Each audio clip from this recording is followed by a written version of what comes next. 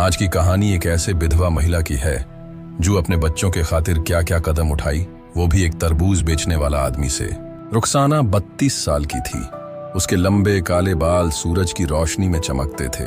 उसकी गहरी आंखें जैसे किसी कविता की पंक्तियां बयान करती थीं और उसकी मुस्कान गर्मी के दिन में भी राहत देती थी। उसका पति शफीका 3 साल पहले एक अनजान बीमारी से गुजर गया था। शफीका एक मेहनती किसान था जो अपने खेतों से परिवार का पेट पालता था, लेकिन उसकी मौत के बाद रुखसाना अकेली रह गई। उनके पीछे 4 बच्चे छोड़ गए। 2 बेटे आमिर और सलमान जो क्रमशः 10 और 8 साल के थे, और 2 बेटियां आयशा और जैनब जो 6 और 4 साल की थीं। ये छोटा सा परिवार एक मिट्टी की झोपड़ी में रहता था, जहां छत से रिसता पानी और टूटी खिड़कियां गर्मी में और मुश्किलें बढ़ा देती थीं। रुखसाना की सुबह सूरज उगने से पहले शुरू होती थी। वो बच्चों को जगाती, उनके लिए रोटी और दूध का इंतजाम करती और फिर खुद सिलाई का काम शुरू कर देती। गांव के कुछ घरों में वो कपड़े सिलती थी, जिसके बदले उसे थोड़े थोड़े पैसे मिलते। कभी कभी कोई औरत उसे पुराने कपड़े दे देती जिन्हें वो बच्चों के लिए इस्तेमाल करती। उसका दिन बच्चों के स्कूल भेजने, खाना बनाने और रात को उनके साथ सोने में गुजरता था। गर्मी का मौसम शुरू हो गया था और सूरज इतना तेज था कि गांव की सड़कें जल रही थीं। पानी की सप्लाई कम थी और बच्चों की प्यास देखकर रुखसाना का दिल दुखता था। एक दिन आयशा ने कहा, माँ, मुझे तरबूज खाना है। सलमान ने जोड़ा, हाँ, बाजार में तरबूज बहुत अच्छे लगते हैं। रुखसाना ने मुस्कुराकर कहा, बच्चों, जब मेरे पास पैसे होंगे मैं तुम्हें लाऊंगी। लेकिन अंदर से वो जानती थी कि उसके पास इतने पैसे नहीं हैं। अगले दिन उसने सोचा कि बाजार जाकर सस्ता तरबूज देखेगी। उसने बच्चों को तैयार किया। आमिर ने अपनी पुरानी शर्ट पहनी, सलमान ने जूते बांधे और आयशा जैनब ने माँ के हाथ पकड़े। वो बाजार की ओर चल पड़ी, जहां सूरज की गर्मी से लोग छांव में छुपे थे। बाजार में एक पुरानी लकड़ी की गाड़ी के पास हबीब खड़ा था। वो 35 साल का था, दुबला पतला। उसकी त्वचा सूरज की किरणों से काली पड़ गई थी और एक फटी हुई टोपी उसकी आंखों को ढक रही थी। उसकी तरबूजें गाड़ी पर सजी थीं, लाल, गोल और रसीली, जो गर्मी में लोगों को आकर्षित करती थीं। गांव के लोग उसे तरबूज का बादशाह कहते थे, क्योंकि वो हर दिन ताजा तरबूज लाता था। हबीब का जीवन भी साधारण था। वो अनाथ था और अपने माता पिता की मौत के बाद से तरबूज बेचकर गुजारा करता था। उसने कभी शादी नहीं की और उसकी जिंदगी सिर्फ मेहनत और ईमानदारी में बीती थी। रुखसाना बच्चों के साथ हबीब की गाड़ी के पास पहुंची। बच्चों की आंखें तरबूज देखकर चमक उठीं। आयशा ने कहा, माँ, ये कितना सुंदर है। जैनब ने हाथ बढ़ाया, लेकिन रुखसाना ने उसे रोक लिया। उसने हबीब से कहा, भाई, बच्चों के लिए एक तरबूज दे दो। मेरे पास अभी पैसे नहीं है, लेकिन मैं बाद में दे दूंगी। हबीब ने बच्चों की ओर देखा। उनकी प्यास भरी आंखें और थके चेहरे ने उसे छू लिया। उसने मुस्कुराकर कहा, पैसे की क्या जरूरत बहन, बच्चों की मुस्कान ही मेरी कमाई है। उसने एक तरबूज उठाया और बच्चों को दे दिया। आमिर ने उसे धन्यवाद कहा और सलमान ने हबीब को मुस्कुराते हुए देखा। रुखसाना का दिल भर आया। उसने कहा, भाई, अल्लाह आपका भला करे।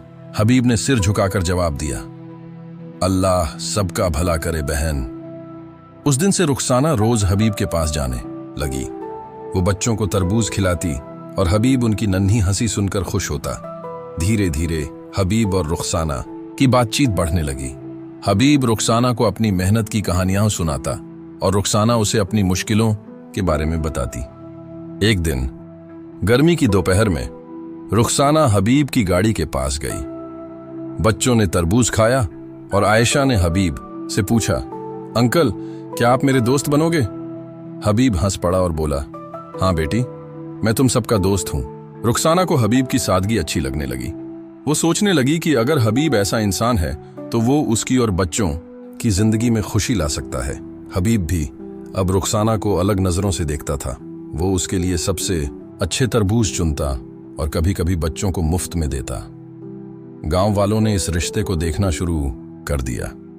कुछ औरतों ने कहा, रुखसाना को हबीब के साथ नहीं जाना चाहिए, लेकिन एक बूढ़ा मर्द हाजी साहब ने कहा, अगर हबीब नेक इंसान है तो इसमें बुराई क्या है? अल्लाह ने हर इंसान को दूसरा मौका दिया है। रुखसाना को हाजी साहब की बातें अच्छी लगीं। उसने सोचा कि शायद अल्लाह ने हबीब को उसके लिए भेजा है। एक शाम हबीब ने हिम्मत करके रुखसाना को बुलाया और कहा, रुखसाना, मैं तुम्हें और बच्चों को देखकर खुश होता हूं। क्या मैं तुम्हारी जिंदगी में कुछ कर सकता? रुखसाना की आंखें नम हो गईं। उसने कहा, हबीब, मैं विधवा हूं, लोग क्या कहेंगे? हबीब ने जवाब दिया, लोगों की बातें अल्लाह की मर्जी से बड़ी नहीं। अगर तुम तैयार हो तो मैं तुम्हारे बच्चों का बाप बनना चाहता हूं। रुखसाना की बात सुनकर हबीब का चेहरा थोड़ा लाल हो गया। उसने कहा, रुखसाना, मैं जानता हूं कि लोग क्या सोचते हैं, लेकिन मेरे दिल में सिर्फ तुम्हारा और बच्चों का भला है। मैंने कभी शादी नहीं की क्योंकि मुझे कोई ऐसा नहीं मिला जो मेरी मेहनत को समझे, लेकिन तुम में वो नेकी है जो मुझे खींचती है। रुखसाना की आंखें नम हो गईं। उसने कहा, हबीब, मैं भी तुम्हें पसंद करने लगी हूं। तुम्हारी सादगी और बच्चों के प्रति प्यार ने मेरा दिल जीत लिया, लेकिन मैं डरती हूं मेरे बच्चों का क्या होगा। हबीब ने उसका हाथ पकड़ा और बोला, तुम्हारे बच्चों को मैं अपना समझूंगा। अल्लाह ने हमें पास लाया है, वो हमारा हौसला बढ़ाएगा।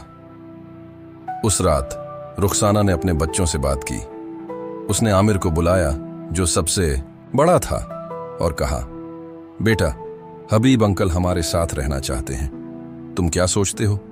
आमिर, जो अब तक चुपचाप हबीब को देखता था, बोला, माँ, वो बहुत अच्छे हैं, वो हमें तरबूज देते हैं और वो हमें प्यार करते हैं। मैं तैयार हूं। सलमान, आयशा और जैनब ने भी हामी भरी। आयशा ने हंसते हुए कहा, अंकल हमारे बाप बन जाए तो हम हर दिन तरबूज खाएंगे। रुखसाना मुस्कुराई, लेकिन अंदर से उसे गांव वालों की बातें डराती थीं। अगले दिन रुखसाना ने हबीब को बुलाया और कहा, हबीब, मैं तैयार हूं, लेकिन हमें गांव वालों से इजाजत लेनी होगी। हबीब ने सिर हिलाया और बोला, चिंता मत करो, मैं मौलवी साहब से बात करूंगा। वो दोनों मस्जिद गए, जहां मौलवी साहब, एक बूढ़े और नेक इंसान, बैठे थे। हबीब ने अपनी बात रखी, हुजूर, मैं रुखसाना और उसके बच्चों के साथ जिंदगी बिताना चाहता हूं। मैं उनकी हर मुश्किल में साथ दूंगा। मौलवी साहब ने रुखसाना की ओर देखा और पूछा, बेटी, तुम क्या कहती हो? रुखसाना ने कहा, हुजूर, हबीब ने मेरी और बच्चों की मदद की है, मैं उसे भरोसा करती हूं। मौलवी साहब ने मुस्कुराकर कहा, अल्लाह ने तुम्हें एक दूसरे के लिए चुना है। अगर तुम दोनों तैयार हो तो निकाह कर लो, ये अल्लाह की मर्जी होगी। निकाह की खबर गांव में फैल गई। कुछ औरतों ने आपत्ति जताई, रुखसाना विधवा है, उसे दूसरी शादी नहीं करनी चाहिए।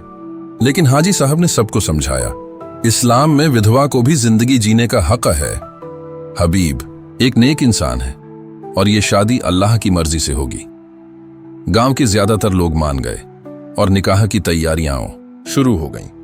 रुखसाना ने अपनी पुरानी साड़ी को धोया और सिलाई करके नया रूप दिया। बच्चों ने भी उत्साह से मदद की। आमिर ने घर साफ किया, सलमान ने फूल लाए और आयशा जैनब ने माँ के लिए चूड़ियां चुनी। हबीब ने अपनी सारी बचत निकाली और एक छोटा सा घर किराए पर लिया। उसने घर में एक पुराना पंखा लगवाया ताकि बच्चों को गर्मी से राहत मिले।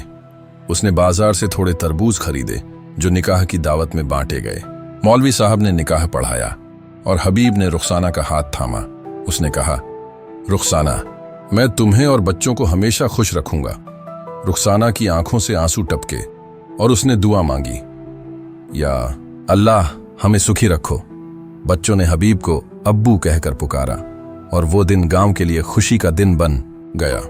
निकाह के बाद हबीब ने अपनी तरबूज की दुकान को और बेहतर किया। रुखसाना अब सिलाई के साथ साथ दुकान में भी मदद करने लगी। वो तरबूज काटती और हबीब उन्हें बेचता।